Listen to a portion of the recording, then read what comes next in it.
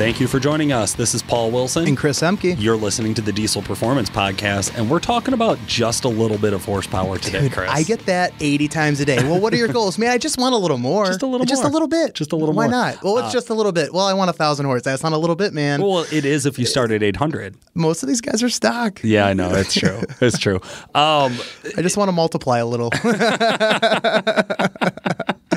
Oh, man. There is this idea throughout our industry where guys are always kind of looking at where am I at and where do I want to go? And then they seem to hedge back, right? So what we find is the real buyers, people who are actually spending money on their trucks, they'll start off stock and they'll say, well, I want it to be just a little bit more responsive. Well, I want just a little better fuel mileage. And then they do it. And then they're like, well, what's just a little bit more? Right. No, I mean, it's like, hey, man, I'm new to the diesel world, bought 06 LBZ, whatever. Okay. I just want to do a tuner. Okay. We do the tuner 6 months later. Man, the tuner's been great. I actually had a customer from Florida, Tracy Mathis. Okay. Yeah.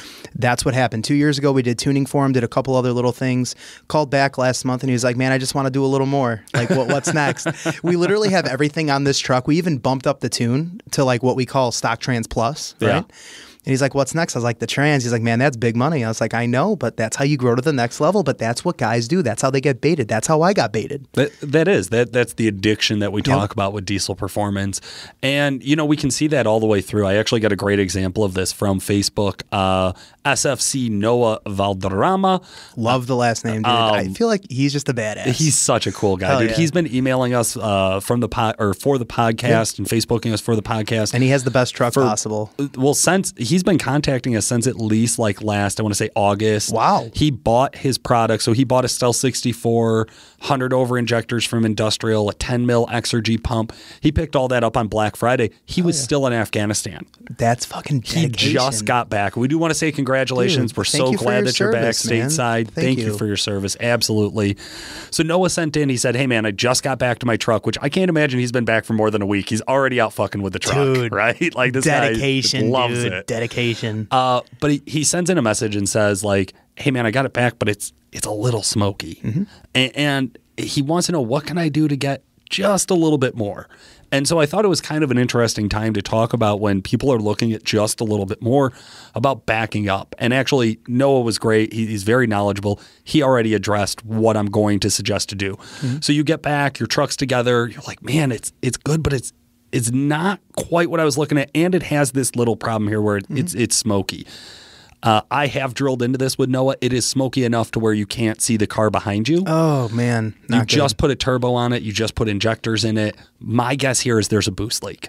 Yeah. I mean, my question, who tuned it? Right. Okay. So he is looking at upgrading the tuning soon. I left that off the table because I wanted to say, regardless of who your tuner is, a box programmer, a custom tuner, some schmuck off Craigslist, whatever, if you put a turbo on it, you add horsepower, and it's immediately really smoky, the first thing I think you should do is go and boost test the truck. Oh, yeah. If you boost test the truck and there's no boost leaks, now your next step is, like you said, Chris, go talk to your tuner. No, I mean, I can firsthand, my 07, right? Very similar setup to what Noah has.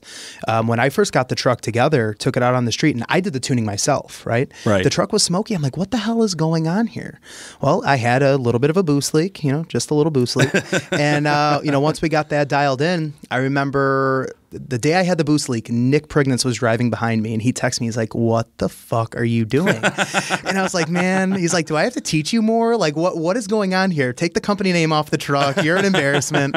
But there was a boost leak, and it happens to us, right? So we are looked at as experts in the industry, and even us, we overlook that. So even when we do shop builds and things like that, before the truck gets a tune, before the truck goes on its first test drive, it gets boost checked. You have to. You have to. You have to. So and that boost test may be just a little bit of horsepower you were looking for. And it's not, I checked all the couplers. I checked the silicone not boost. A boost test. That's not a boost test. You actually have to pressurize the system, whether that's the discharge pipe off the turbocharger, or you pressurize the air going into the compressor of the turbocharger, which is the end all be all. Because I've seen turbochargers where the compressor is leaking past the center section. Right. Or, the intercooler pipe, one of the boots has a small tear, or it wasn't seated 100%. These are tight fitment components. And you gotta be careful. I always think back to this time that I was working on my Let's go there. Hit it. My 2-door 6.5 Tahoe. Hell yeah. So before I worked here, just a little tidbit. Before I ever worked here, years ago, I hate you so much. He tried trading me this 2-door Tahoe for, I had a KTM orange 12-valve Cummins, right? Which was also a piece of shit. Dude, so nasty. One of the nicest trucks. Such a piece of shit. It was a nice truck. And he ends up, your butt hurt because like he texted me like, do you want to trade? And I'm like, what? And he sent it back. I'm like, dude, fuck you. So what was it, 2.5 years later? Right. 2 years later? 2 years I'm like later. giving him my phone number. You know, we're coworkers. That's the right thing to do. And he pulls up my number and it goes to that text message from Instagram. Like, go figure. I was so mad. Yeah, dude. Like, he literally deemed me a piece of shit. I was like, I'm going to fucking kill you. That's awesome. Small world. Small world. Small world. Oh, my God. But yeah. Yeah. So anyway, I was working on my 2-door 6.5 Tahoe. It was teal. I got it up on the rack. I put a starter in it. I drop it down. I turn the key. Nothing. So I turned to our old mechanic back then, Owen. I'm like, Owen, what the fuck, man? Like, it was 2 wires. Like, there's no way I fucked this up. He's like, well, what'd you touch last? And I'm like, well, the starter. He's like, there's your problem. I was not laughing. I just want to be clear. Like, at this point, I'm here on a Saturday. I'm tired. I don't want to do this. You drove long. Pissed. You drove a far drive. You had a really long commute back then. No, it was even closer than the recent one. I was less than 2 minutes. It was almost across the street. You could literally jog in a minute. Like, yeah. Well, I walked when I owned the 6.5 because the truck never ran, and I just stopped. I just said fuck it. I just never drove it. I was like, this thing's terrible. But anyways, Owen's point was, stop and think about it. It was fine when you pulled it in. It was fine before you touched something. What's most likely going on here? Is it that part you bought is defective or there's some sort of other massive problem? Or is it just more likely that you made a mistake? Like, we're all human. It doesn't matter how many times we've done this. It doesn't matter how much of an expert you are. If you touch the truck and then have a problem with whatever area you just touched, chances are you made a mistake. It's not a big deal. Just fix it. Yeah, right? Absolutely. And speaking of fixing problems, we have a new way of doing Exergy's do's and don'ts this week. We actually had our associate producer, Justin Tyson, come on and kind of put together a conglomerate story for us. So Chris and I have spent a lot of years on the phones working with guys in the diesel performance industry. We're really, really common to hearing like what we consider kind of cliche stories. So we put together a little kind of example story, and I'm going to kick it over to Justin. He's going to read it for you, and then Chris and I are going to talk about that. You're 25 years old and just upgraded from an OBS 7.3-liter Power Stroke to a 2005 LOI Duramax. Your truck starts hazing badly at idle 3 months after you buy it. No warranty, very little cash reserve, and you depend on your truck to work in the construction field. Also, you sled pull on the weekends, and while you and your LOI have been killing it in the local stock class this season, you really want to step up and compete in the stock appearing or work stock class in the future. After deciding to work on the truck yourself to save some money, you do some research and find all sorts of advice online. That advice spurs more and more questions, which results in less and less confidence in what you are doing. You know you need bigger than stock injectors, but now you have no idea how much more than stock, and you wonder how much will get you just enough. All right, Chris, so we're back. So what do you think? Is that a pretty common story for what we hear on the phones? Yeah, pretty much. You know, I don't want to say carbon copy, but we get a lot of those. We get a lot of inquiries like that. Yeah, I actually pulled some specifics that the guys had been taking on the calls recently. So upgrading from the Ford into your first Duramax, that's a really common situation. Maybe you had whatever example diesel before and you just got into a Duramax and you're kind of new to it. And then you get it. And how many guys have gotten a truck 3 months later, something expensive, injectors, trans, whatever the example is. We were just talking about this about an hour ago. And, you know, you buy the used truck, right? You're buying a 150, maybe 200, maybe 250,000 mile truck. You get this great deal. And then you come into this issue a couple months later, right? Injectors, pump. You know, you get this good deal. Well, you're going to put money into it. You're not just getting this great deal and you never have to do any upgrades. If you want that, then go buy the newer low mileage truck and you're going to be the one to get rid of it by 150,000 miles because you're going to be the one dumping more money into it. That's what it amounts to. Right. And that's what happened. So here in our example, our guy who's been doing a lot of sled pulling, really active in what's becoming a more popular all stock class. Yeah, definitely. No turbo mods allowed, all stock. So he's been doing really well in that. And now he's progressing into realizing he's going to have to put some money in. Now he doesn't have a huge cash reserve, which means he cannot afford to do this wrong. No, absolutely You not. think doing it cheap is cheap, doing it cheap twice is more expensive than just doing it right once. And that happens more times than not, guys. And here's what else happened. So he started to diagnose his problem by losing ET, right? So he's running down the strip and he's like, man, it's getting slower and slower and slower. And he's starting to think, like, how can I get the ET back up? Like, how can I really get back up? And so he's talking with his friends, which is how we all diagnose our trucks. Even to this day, if I have a problem, I literally go and talk to my coworkers who are also diesel heads, and we talk about it and try to figure out what it is. And once you have it down to the fuel system, a lot of guys, like, I don't know how common this is, where a lot of guys just jump and say, I'm buying 100 over injectors. Yeah.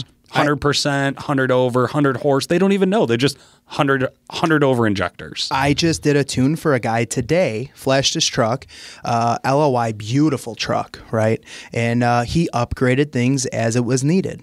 So we're talking a stock motor, stock head bolts in this truck, a 150,000 mile truck. He started with a turbo kit, right? Yeah. And he went right to 100 overs in a 12 mil pump. Like, hey, you know what? He's like, I'm doing it once, doing it right. He had another tuner tuning the truck, and the truck was, it was bad. Raunchy. Smoky. Oh, my God. Yeah. And he didn't understand why. You know, so we did some revisions, got the truck dialed in, you know, for what it was, made good power, trying to keep the stock bottom end in play. But, you know, don't over-spec. You know, I'm granted he has goals with the truck, you know, so he wanted to do it once. But so many times on the phone, we get guys, you know, they have no interest in building a motor or no interest in upgrading turbocharger, whatever the case may be. And they want the biggest fuel system that they can. But why? But why? Exactly. And you're spending this money on all this extra fuel that you're never going to use. Once you're in common rail, it's not on 12 valve injection theories anymore. It's not more fuel makes more power. Everything's electronically controlled. That's the really big takeaway here is don't overspec your injectors. And I think what the do is here for Exergy's do's and don'ts is talk to somebody. Talk to an expert, man. That's a big thing. You know, not only talk to an expert is going to be knowledgeable, but people that have done it themselves, people that have that firsthand experience and can say, hey, I had this is what I experienced. If I could do it over again, this is the route I would go. And I'm not talking, you know, talk to some 16-year-old kid on a Facebook forum that, you know, smoke is cool. Oh, oversized fuel, this and that. Like, you want to be practical. I always say this term, I don't hate my money. That's right. If I can keep my money in my bank account, I will do so while trying to achieve my end goal. That's why, you know, us over at Duramax Tuner, we invite people to ask questions. You know, don't ask the same question 10 different ways. You'll get the same answer. But you know, I mean, myself, I've spent more money on my own stuff than I ever care to talk about. Yeah. I know that other guys at the shop, you included, I mean, I've seen you misdiagnose stuff with the Kodiak in the past. You know, we've all been there. We've all done it, but we've learned from it. That's right. the biggest thing. And that's what makes us knowledgeable. You know, you've burnt your money, I burnt mine. I might as well put it in a fucking fire pit and just. Yeah, but, at least I get warm from it then, right? You know, people are like, oh, did you go to college? No, but I paid more than that. Like, hey, believe that. So, well, you know, speaking of spending a lot of money on something that's probably not very practical, we got some really cool industry news brought to you by Diesel Power Magazine. Yeah. I read through this just fucking awesome article about this 91.5 Cummins. Hell yeah. Owned by Evan Ratcliffe. Chris, this is your jam. This is my wheelhouse. Like, when people ask, like, how'd you get into diesels? Like, started with a 7.3, right? 96. Yep. Had that truck 6 months, dumped it, hated that truck, went into, so I was born 11 of 89. My first Cummins manufacture date, 11 of 89. You're such a loser. Dude, hey, it was nasty. You're such a loser to even know that. I went up 8 hours up north in Wisconsin to get it. And the trucks, 8 hours. How much was it? $1,600. You drove 8 hours for a $1,600 vehicle for a 270,000 mile one owner first gen. That's name was Little Red. And it had stallions painted, stenciled. The guy who had it before me. There were horses stenciled on the back of the bed.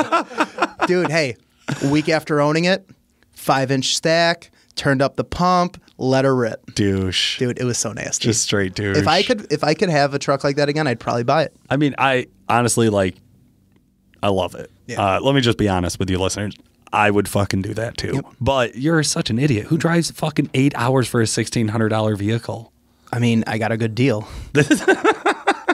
Sold the truck 2 years later, blown trans, the injection pump I turned up too much and burnt it up. Still sold it for $2,200. Jesus Christ. Dude, that's life. Look up Chris Emke if you're looking for a Craigslist deal where he will win.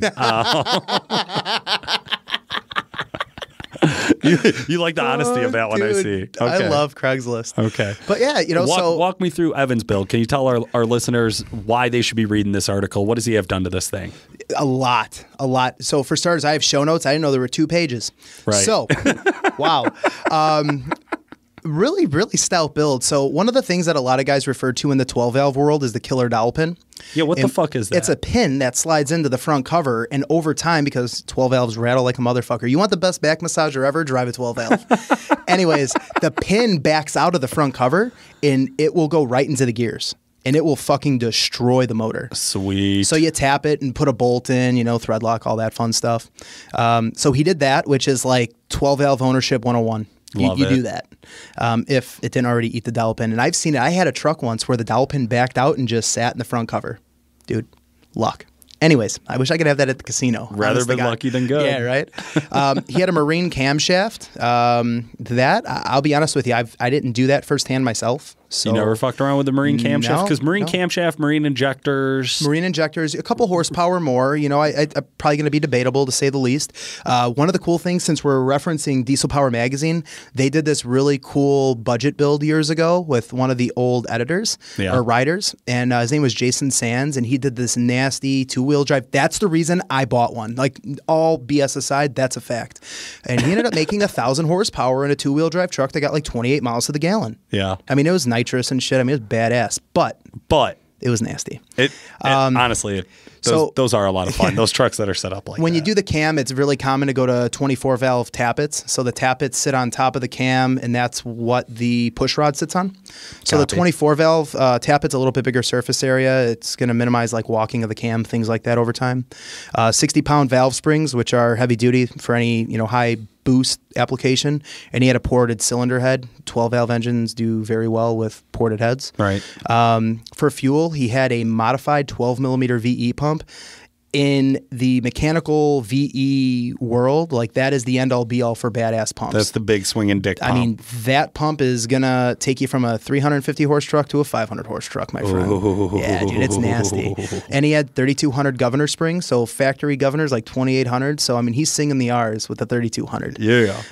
For air, he had a 60-millimeter compressor wheel and a whole set turbocharger, which, again, Project Rust Bucket from Diesel Power Magazine, they actually tested that turbocharger in the midst of upgrading in the future. Oh, really? And then a second-gen intercooler. So what's nice with the 91.5s, so from 89 to early 91, there were no intercoolers. Okay. Like, they were straight turbocharger. They did this like little pathway into the intake, so non-intercooled. Right. And then a 91.5, they introduced an intercooler. So there's a lot of modification to get a second-gen intercooler to fit. It's a big intercooler, and there's not a lot of real estate up front. You saw this article too. This truck looks just beautiful. It's a gorgeous truck. Gorgeous truck. What did he do wrong? Nothing. I wouldn't say anything. I'm not going to discredit someone's work. Okay. I mean, we're not even done. I mean, he has a trans. He has a 4-speed automatic with Alto clutches, the second gear band strut, Transgo shift kit, 48 RE intermediate shaft, steel planetary, and a RevMax high stall converter. Maybe I wouldn't have done a high stall converter myself. I mean, turbocharger is fairly small.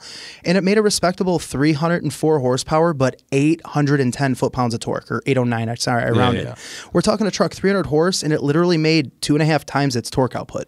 Yeah, that's a pretty wild... 12-valve world, man. That's the... Pretty wild That's the ported head. On him, that's a ported head in a 60-millimeter turbocharger. Like...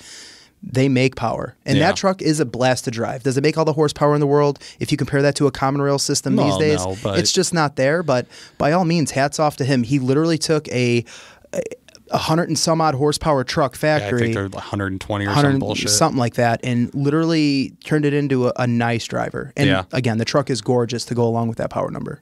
Yeah, absolutely. No, it was very impressive. It gets hard to pick out which one of those kind of feature articles should we like pull out for the podcast.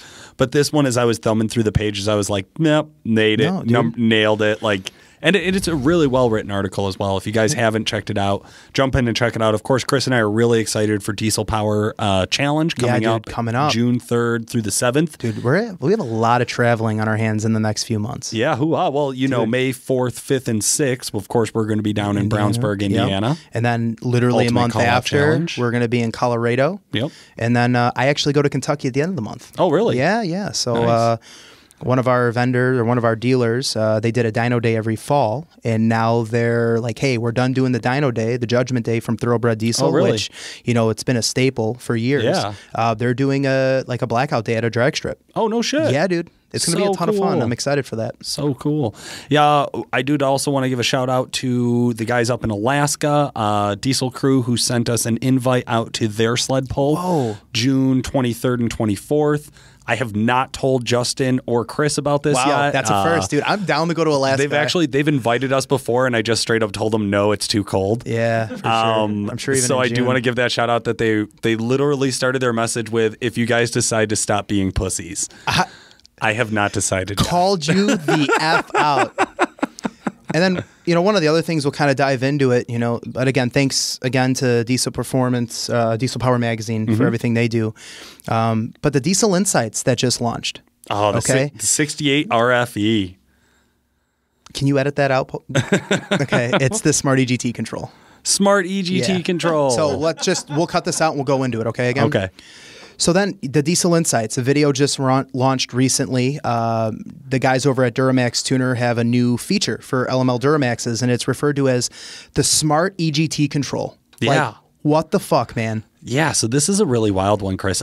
So as our listeners might have heard, so I very scarily ran out of the sales department and jumped into a marketing role over here, which has been a lot of fun. So I've had a little bit of It's been great for me. insight. I don't have to see you. Right. Yeah. Nice. Yeah, I don't have to argue over volume space in a small office with you. As we've sat next to each other for 4 years. Right. Yeah. Right. Okay, so I've actually had a little bit of background and insight on this. This video is coming out soon, but the feature was so cool that we just had to roll it out. They just had to get it out there. Yeah. These trucks have factory EGTs, sensors. EGT probes, yep. And then we were able to, Nick and the guys in the tuning department over at Duramax Tuner were able to reference how that sensor reads and how that can manipulate fueling. In the engine. So let's walk through this a little. So EGT exhaust gas temperatures. Nick breaks this stuff down a lot better than we will today, right?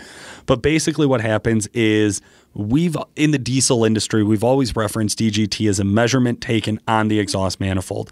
And the reason we take it there is because it measures direct stress on the engine. So if your engine is operating in an unsafe, high-stress situation, that's the fastest, most direct way to see EGTs is right there on the manifold, right next to the combustion cylinder. However, you can't, as a manufacturer, put probes on the exhaust manifold because they don't last, and they're not going to warranty your shit forever.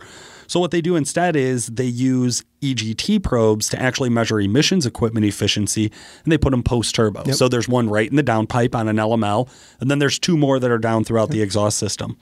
So what Nick and the tuning crew at Duramax Tuner did was they figured out what's the delta, what's the difference between the manifold pressure and post turbo. Yeah, manifold temp. Yeah, and or temp. Sorry, my bad. And post turbo temp. I'm out of it. So once you operating driving on the road should be about 140 degrees.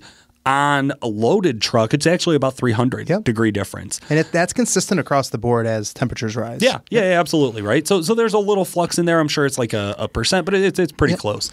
So what they figured was, well, wait a minute, if we know this post-turbo EGT can tell us the same information that a manifold EGT probe could, why don't we set our safety features and our safety limits off of this turbo or off of this probe that everybody already has? And so walk me through, what does that do to the calibration? So what references what? What a great question. Okay, so you're in the throttle, you're heading uphill, you have a load on the truck, your EGTs are starting to go up. And that's due to fuel dosing into the cylinder. Right. So as your EGTs are going up and your truck's starting to operate hotter and hotter, less and less efficiently, more and more dangerously, the probe senses this and starts to pull, very slowly taper how much dosing it's throwing of fuel. Now, the kickback that you're going to get right away is, so now I'm going to cut power.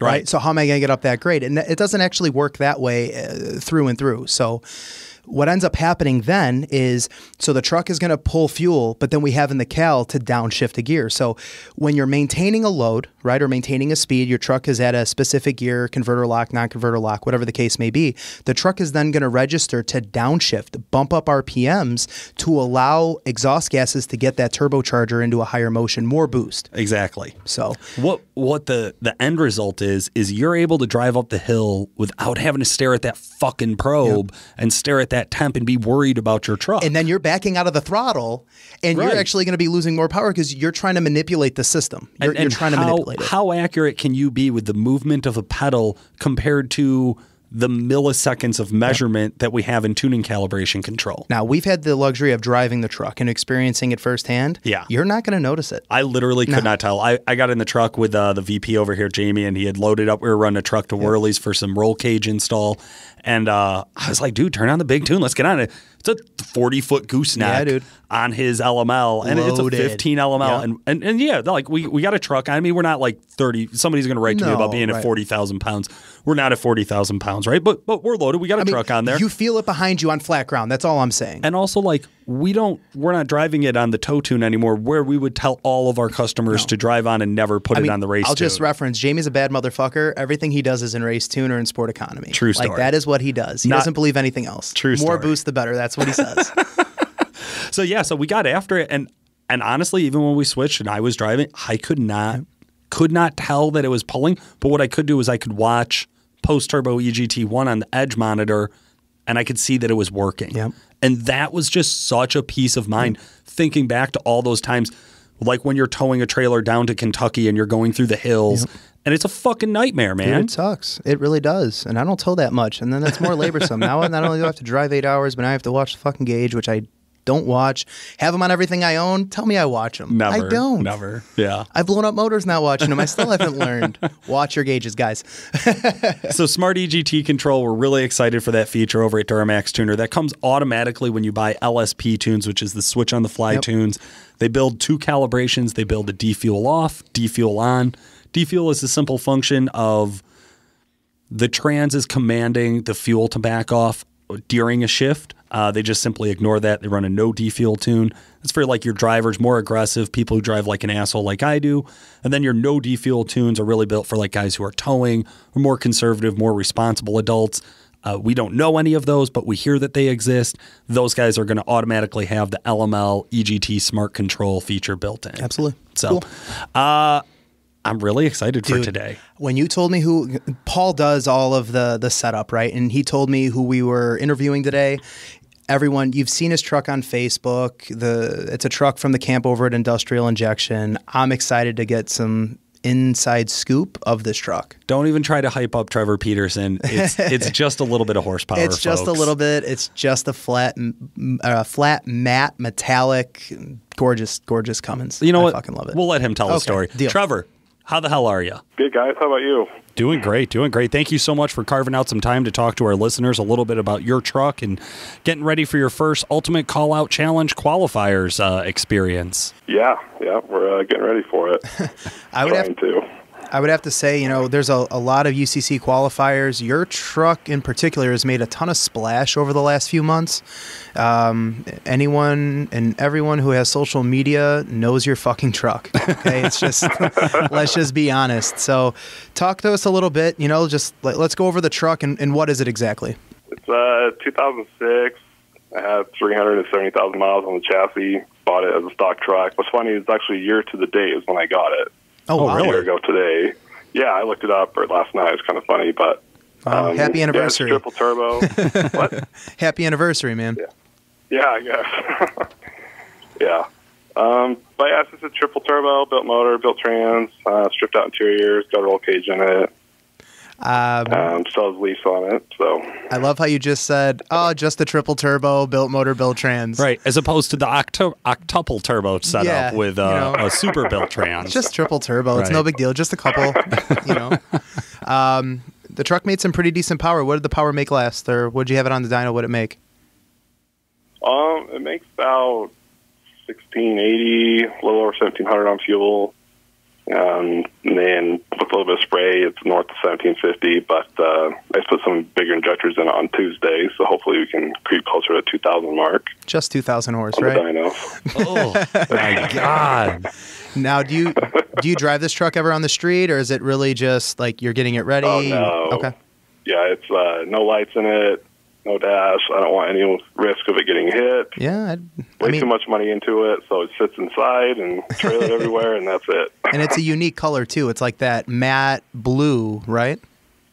Yeah, it's a matte metallic blue. We were going to paint it, but And let's be honest, it's a clapped out 370,000 mile truck, so I just wrapped it and called it a day. It's a good looking color, man. The truck is really, really sharp. I love it. Okay, so I want to talk a little bit about why you're going to the Ultimate Call Out Challenge. Like, what got you motivated to want to be a qualifier? Well, some of my best friends, like Sean Baca, Randy Reyes, Dustin Hamberry's the lead engine guy at Industrial. I bought this truck. I actually had a built motor LBZ Duramax that I sold, and I was going to get out of it, and then I seen this truck pop up, so I bought it. Long story short, it just tumbled to what we have now, and when we seen the qualifier theme popped up, I kind of sent them a couple texts, and to my wife's boss at Gillette Diesel was joking around, should I do it? And then an hour later, I entered in, and here we are. So, That is awesome. yeah. Do you have some competition experience in your past? I've sled pulled once last weekend in Phoenix, and then once 2 years ago. I've drag raced just here locally quite a bit, and then I've dynoed a bunch of times, but that's really about it. I mean, I think out of our interviews so far, he has the most sled pull experience, except maybe Nick. And he's probably one of the most chill. Like, just 1,600 horse, just 3 turbos. Like, Yeah. I fucking love it. I'm going to start using that. Like, No big deal. Like, everybody has this. Yeah, right, it is. You guys all have triple turbo, 1,700 horsepower Cummins, right? Deck plate motor, the whole nine. That you bought a year ago. That just clicked. Right. A fucking year. A year ago. A year. Yeah. Right, right. Okay. So I want to talk about what that last year has been like. You bought this truck. It was all stock when you picked it up, I take it? yeah, just had a 5-inch exhaust and an Edge Easy on it. What'd you start with? As far as Is the build? Like, what was the Stripping first it thing you down. did to it once you bought it? ripped the bed off, threw it off at the farm, my wife's family farm, left it there. Took it to my wife's work. We built it at Gillette Diesel Service here in Bluffdale, Utah. Ripped the dash out, just stripped it all down, pulled the motor and trans out, sent the trans to Randy, gave the 5.9 core to Industrial as a core, and we just started building a roll cage in it, and then I got fiberglass doors for it, got a bumper for it, and it just kind of slowly it's a lot of work, you know what I mean? But I had to strip down the wiring harness because I have no BCM, no tip them in there, it's kind of like a standalone harness. And then, man, I don't know. It's taking a year to get where we're at. It's just because I work so much. I have like Thursdays on my days off and Sundays to work on it. That's why it's kind of taken so long to build it. But so long, you literally accomplished what it takes people, 5-6 years in literally a year. Well, that's what I'm thinking over here too, Yeah. Chris, right? Is you're mentioning how slow the process was and things like that. And like, we're thinking like, wow, we work at a shop where it took us 2 years to build the Apache. Yeah. And we are a shop, right? So like to get a project done as a consumer in 1 year, I think is really, really good. What do you do? Do you work on trucks full time? Like in the real world, that's what your job is, or? No, I'm a sales manager at a Chrysler Jeep Dodge Ram dealership. Oh, wow. Okay. Yep. Okay. So selling cars and trucks and then working on it just for a hobby on the side, man. Yep. It takes a lot of passion to keep a hobby like this going. How long did you have the built Duramax before this? I had that Pacific GMC probably for 4 years. Oh, wow. I had that one for a long time, but it had S4, S5 compounds on it, dual pumps. Tony Martino was tuning it. I had a motor from Industrial, trans from Randy. Ran like a 10.8, fastest pass I got out of it. I mean, it ripped. It's just had 80,000 miles on it. It was an 07. I didn't want to really cut it up. I was kind of done at that point, but I always wanted to go back to a Dodge, and this Dodge popped up for pretty cheap, and I was going to make it a street truck, but that didn't happen. So now I mean, you can easily street drive an 1,800 horse truck. Like, let's just be real. Well, he mentioned he's friends with Sean, though, and I think we all saw what happened to the Shredder last year. Man, Nobody wants to be in that. So that was 2 years ago, and why you got to bring up bad times? Yeah, true. Yeah, that was bad. But time moves on. It's all good. Yeah. So I dig it. Okay, so very little sled pull experience. Sounds like you've done quite a bit of racing and quite a few times on the dyno. Can I extrapolate from that you feel really confident about your your ability to drag race at UCC? I mean, it's not heads up. It's, drive by yourself. Mm-hmm. Yeah. I think that'll make it a little easier for people. They don't feel as much pressure, right? If someone's right next to them, they have to get the lights or double bulb them, or, they'll have a second, they can spool it up. When they're ready, they can take off. Right.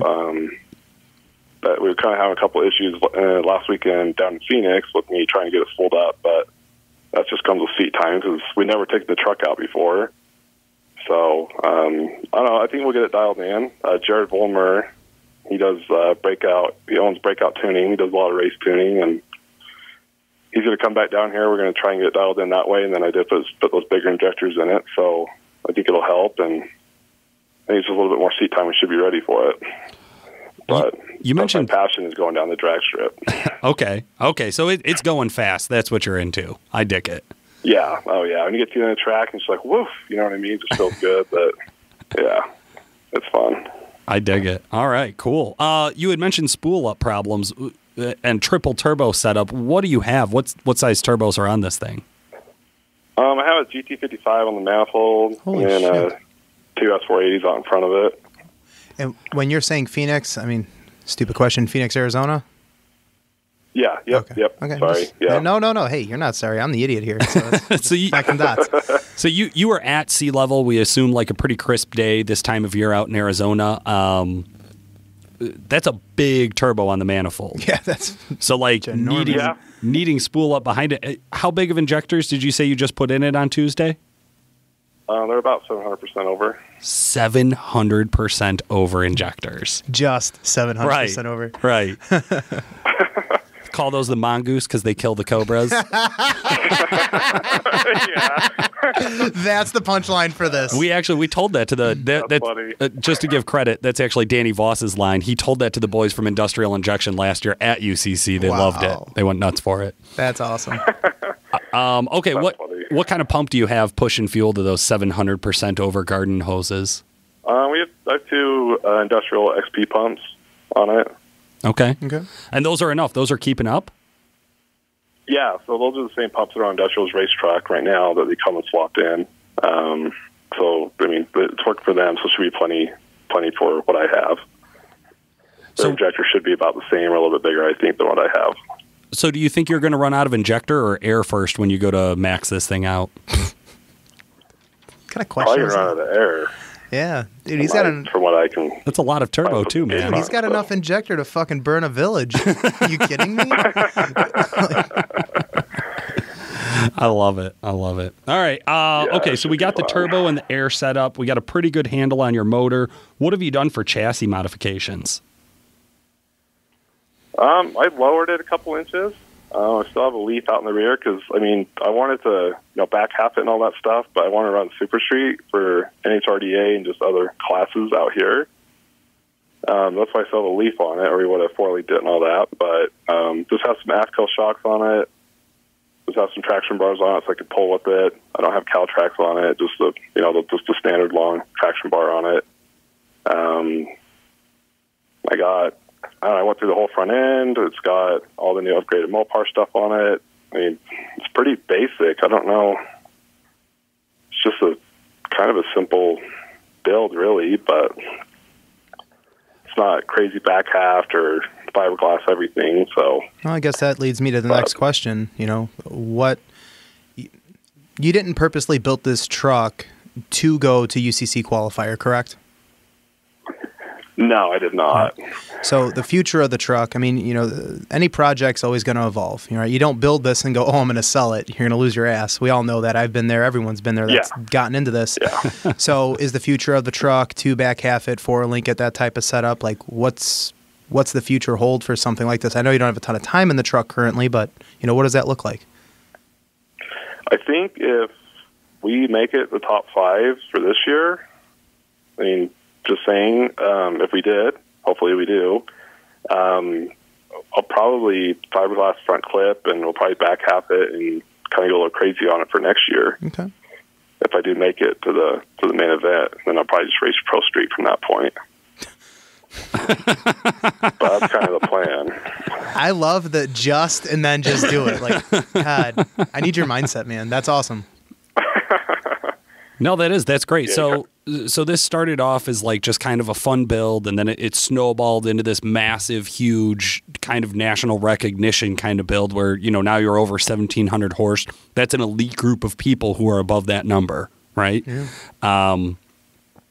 But there's still this question of like, what does sled pulling look like for you? You got 2 or 3 hooks under your belt.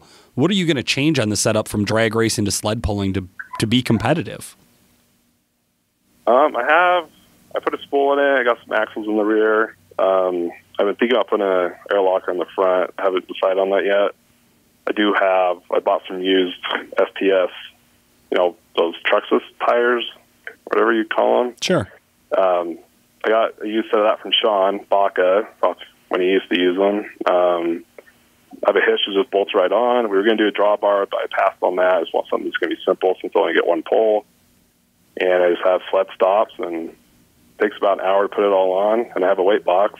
We built the bracket for it in the front. Just pull off my bumper and throw the box on. And I think it weighs about 700-800 pounds as when I bolt everything on without me in it. Wow. Nice. Okay, so you're really pushing it right up to the weight limit. I like that. I think a lot of the guys who have been race heavy are going into the sled pull just way too light. Mm-hmm. And especially out there where it's that hard, dry dirt. Yeah. I really feel like a lot of these guys are going to have more worries about spinning out on top of the dirt than really digging in and pulling that sled. Sure. Yeah. So what does the truck weigh? Yeah, I don't know what's going to happen. What does the truck weigh in race trim? Like, just by itself? Right now it weighs 5,800 without me in it. Wow. 4-wheel drive truck too. That's impressive. Yeah. Wow. Yeah, you guys really shaved the weight down. Okay, what's your strategy for winning? Hopefully make it through all advanced play, just like everybody else. I think for the dyno, we're probably going to pull up on it and make one, because you only get 10 minutes, and once it's heat soaked, it's not going to make any more power, so just probably try and just make one big hit, first pass, and pull it off the dyno, and then go hit the track the next day, see what it does. Hopefully it does good, and then kind of hang tight, and then go try and make another pass. You know what I mean? Just kind of if we need to. I don't know. I'm not saying my truck's going to be the fastest, but we just want to be consistent so we can make it through all 3 events. And then just for the sled pulls, bolt everything on, kind of roll it out, and then let it eat. I feel like everybody is starting to realize, like, your truck has to last if you even want to be in the top 10, right? Like, just especially in the qualifier bracket where there's so many people in the bracket. If you break it all or you miss one event, you're out. You're done. It's not even possible. But there is this, like, craziness that you also can kind of track everybody else's points throughout the event, and you know where you stand after each event is done. There's also updates every morning to come out. So, like, how hard are you going to push it at the track? Because to me, it seems like that'd be the place that would be the most tempting for one more pass. And if you've ever been to a racetrack, the term "one more pass" usually means taking a tow truck home. Yeah, no. That's what it every time. So what's the number you feel comfortable with? Like, what do you have to lock up before you say, okay, I'm done drag racing for the day? Because I think you get like 12 hours of drag racing open window time. Yeah, I think our goal ultimately for the track is you want to get like an 890 or like a 9.0, a low 9 or 890 out of it. So, best case scenario, right? Like, you have good luck. First pass off the trailer, runs an 880, 890. You're done. You're done for the day racing. Yeah, I'll probably park it and just hang tight and see what happens. I honestly believe you. I call bullshit. I believe him. I believe him. I believe him. It sounds good. It sounds good. It's like when you first get married and you're like, let's hold off a couple of years before we have kids because it sounds good. And then it never fucking happens. That didn't happen for either of us. Right. That's why I said, like, we can relate to that. Yeah, for sure. I feel like you're going to get there. You're going to run an 890. The guy next to you is going to run an 888, and you're going to be like, well, fucking, I got another 0.3 in it. Yeah, but that motherfucker that ran an 888 isn't going to make it to the fucking sled pull. We'll see. Well, that's what the challenge is all about, right? I don't know, man. I think he's got composure. He knows how to control himself. He's a fucking salesman. There's no way he has composure. He went from a small build to a 1,700 horsepower truck in 365 days. People have dreams, Paul. What do you think? Do you think you have composure? Do you think you'll crack if you're pushed right there? Maybe, I don't know. God damn it! Calm, or... What the fuck, man?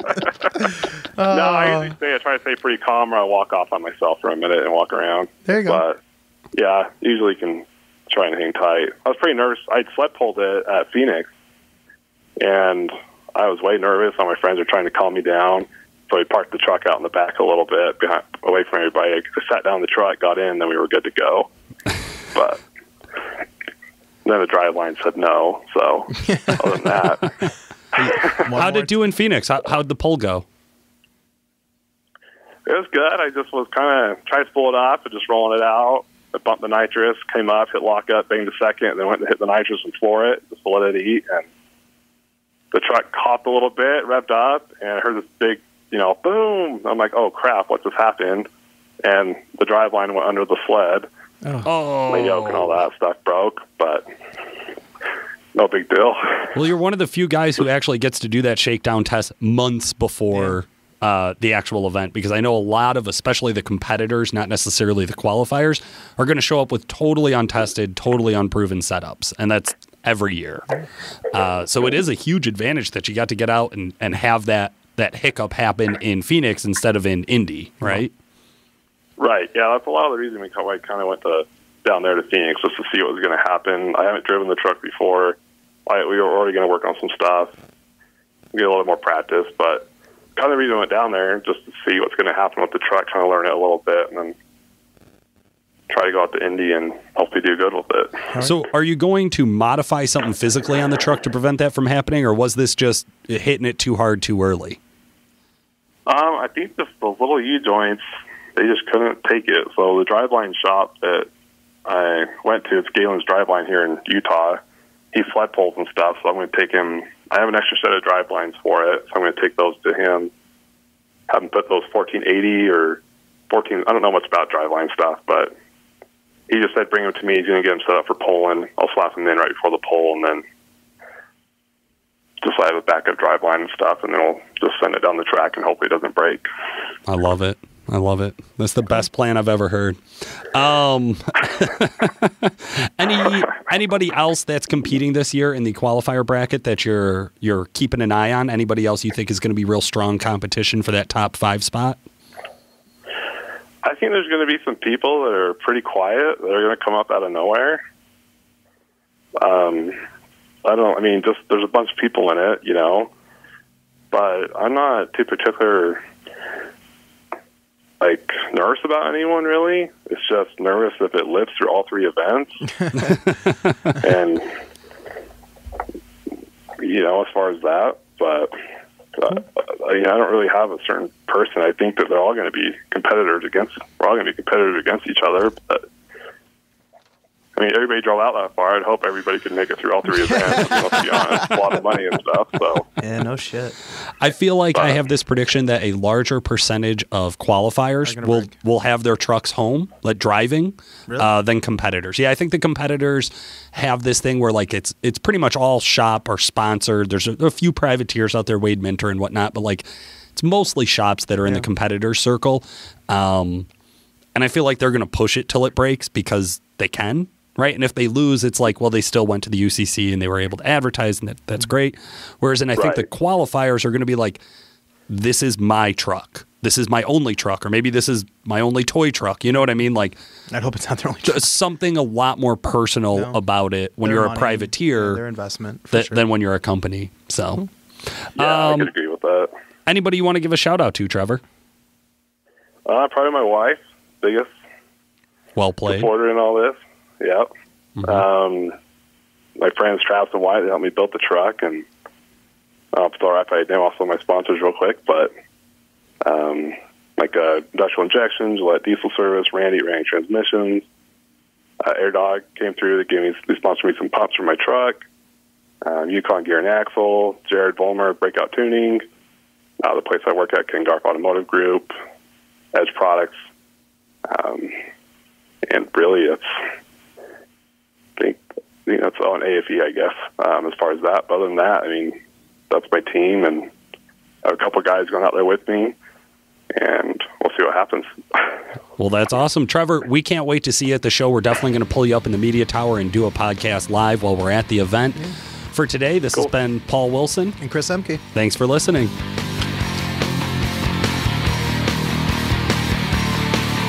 The Diesel Performance Podcast is brought to you by Calibrated Power Solutions, home of DuramaxTuner.com. Calibrated Power develops emissions-equipped calibrations for a wide variety of diesel powertrains, including Duramax, Cummins, PowerStroke, John Deere, Case, New Holland, and many more. For more information and the best customer service in the industry, check out calibratedpower.com or call 815-568-7920. That's 815-568-7920. If you'd like to contact the podcast, send us a message through Facebook or email Paul at DuramaxTuner.com or Chris at CEHMKE@DuramaxTuner.com. Hey, thanks for listening. Your feedback is appreciated. Please rate and review us on iTunes, subscribe on YouTube, like us on Facebook, and by all means, let us know if you have any ideas for a podcast.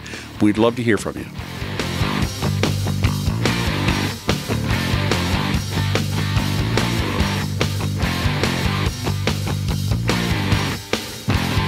Before I ever worked here, years ago, I hate you so much. He right tried trading me this two-door Tahoe for, I had a KTM orange 12-valve Cummins, right? Which was also a piece of shit. Dude, so nasty. One of the nicest trucks. Such a piece of shit. It was a nice truck.